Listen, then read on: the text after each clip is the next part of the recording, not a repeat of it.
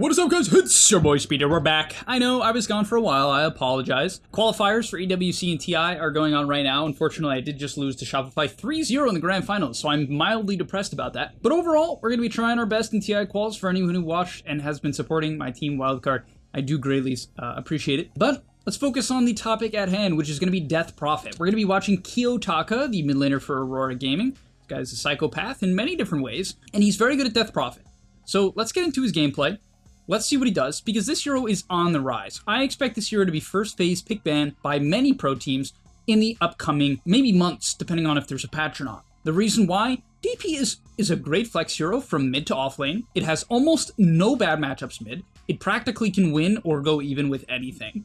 And it's a very nice tempo hero. It just contests wisdom runes very well, takes towers, the tier 1s in particular, very well. It just kind of wins these early engagements. So it's super good at enabling greedy heroes like Oracle or Magnus or PA that need a little bit of time to come online, that don't do that much damage in the early game unless given good conditions.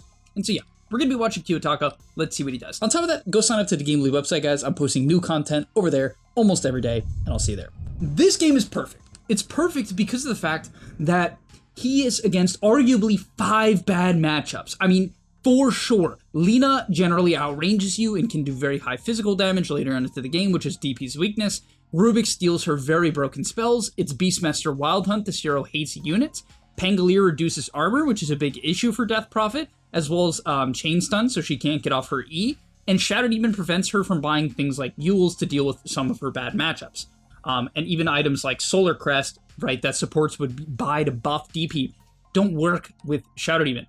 So yeah, it's not an easy DP game, and yet he still makes his hero look exceptionally broken. Now, in the laning stage, his hero is very stupid. It's incredibly buffed as of late, and one of the buffs they gave it is an extra 15 damage on Crypt Swarm at level 1. This might not seem significant, but it absolutely is. It makes it exceptionally easy to secure the range creep, and every little bit of damage on an 80 mana, 8.9 second cooldown spell super matters. So you can use this ability near off cooldown mid and not really have mana problems because, well, you're mid, you're gonna buy a bottle. So yeah, generally you just use the Crypt Swarm.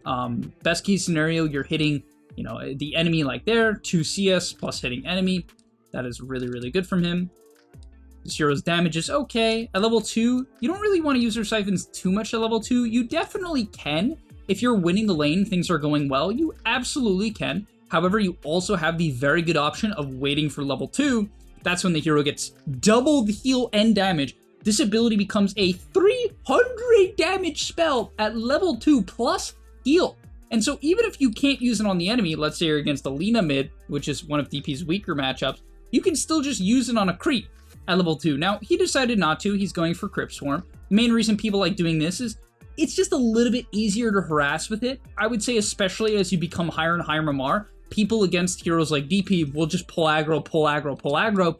And so you want to, you know, have the Q because you're just going to use it off cooldown to be annoying. However, again, you can take E at level 3 and just, especially against melee heroes, if they're not pulling aggro correctly, be a real problem for them as, you know, you just double nuke the range creep, take the range creep, and yeah, 17-1 to 13-0, off to a very good start. And as I said, this hero just doesn't really have a bad matchup. You can kind of just do fine into anything. So at this point, he's running a little bit low on mana.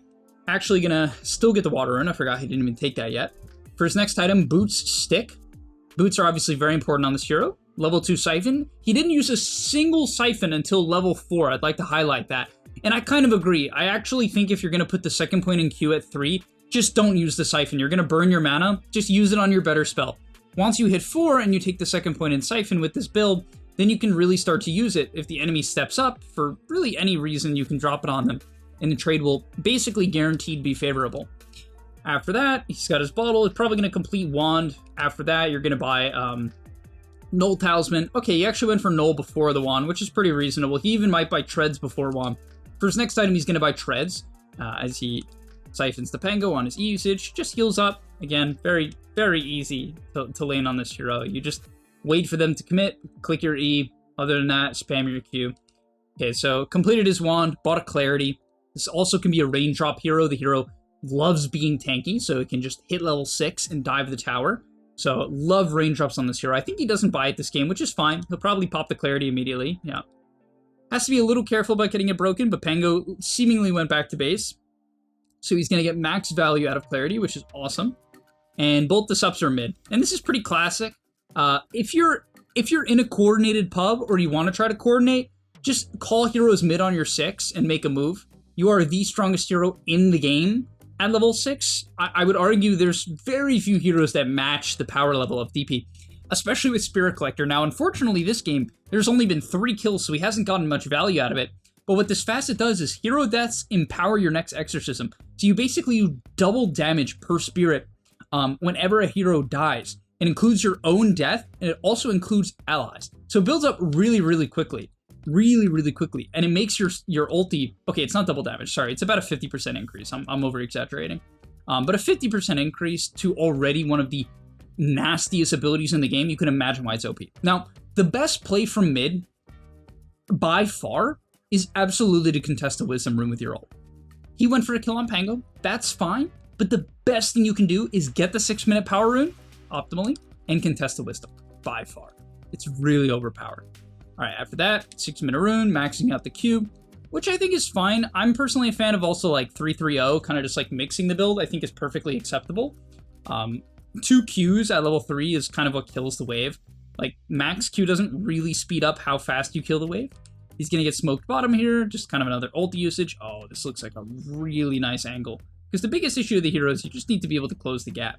Once you close the gap, it's wrapped up. So, he actually might... Nah, okay. They'll get the damage done. And he actually might be able to kill Pango. This is the DP effect. Ridiculous. Actually, just ridiculous. What this hero can do in the early game. Oh, this was pretty funny as well. He just sees the Rubik and starts running at him. He actually gets cliffed here. But whatever. No biggie. So yeah, back to mid. 10-minute rune, guys. Always remember to get the runes and always feed. It's very important to die at least 3 times per game. So I think it's also good to show some of this hero's weakness. It definitely does get kited, especially in a draft like this where there's boars, there's Pango roll, you know, there's Shadow Demon ulti, Rubik stealing your spells. It's really, really rough. And you'll see in this team fight here, this fight looks pretty good. But he kind of gets into the middle. You don't really deal with Pango well. This is not one of your hero's better matchups. It's good in the lane, but in the game, it's very annoying as you just can't kind of click his spells. At this point, you're stuck with boars. You don't really want to ult. It's going to feel bad if it just gets poked, and so he just sort of dies. And yeah, so these long-range disables, especially stuff like boars, even stuff like PA Dagger, stuff like that, can be very, very annoying for DP. Okay, so let's talk about the items in the skill build. He has now maxed out his Q and his E. I will admit, I think some games it's a little shitty to not have a point in W. There's just a lot of matchups. This is also a buffed ability, funny enough. There's just a lot of matchups, stuff like Shadow Shaman, a lot of channeled stuff like Crystal Maiden, where if they go on you and you have a point in silence, you kind of just deal with them very, very well. But he decided not to, for whatever reason. Totally acceptable. At level 10, you take 40 attack speed.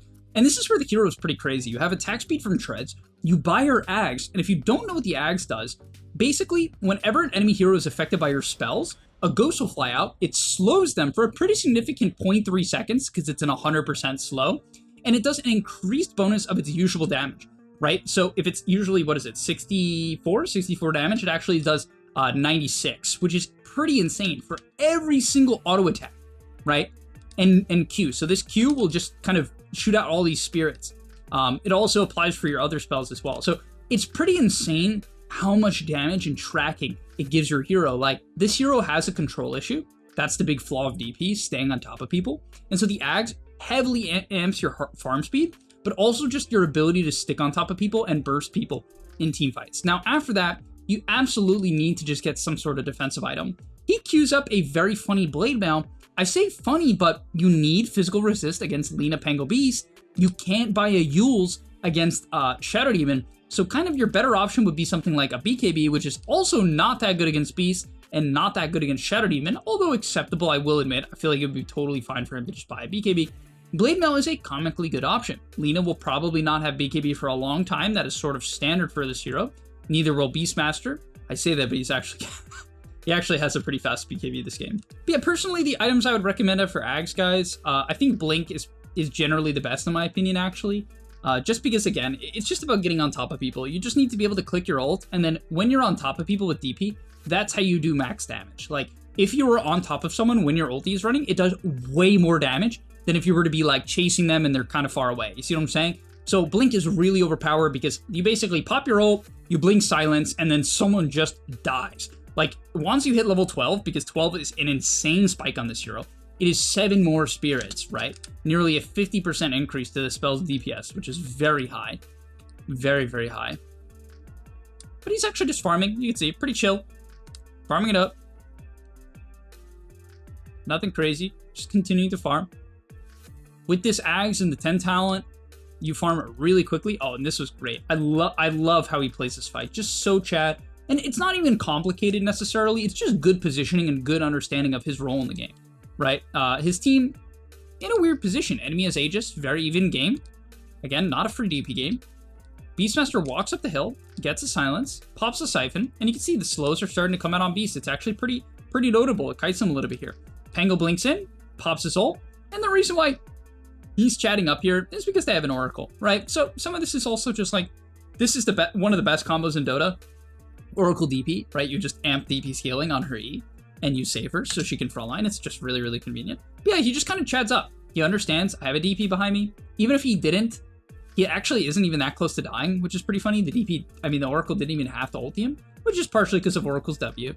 So, you know, he might have had to ulti him.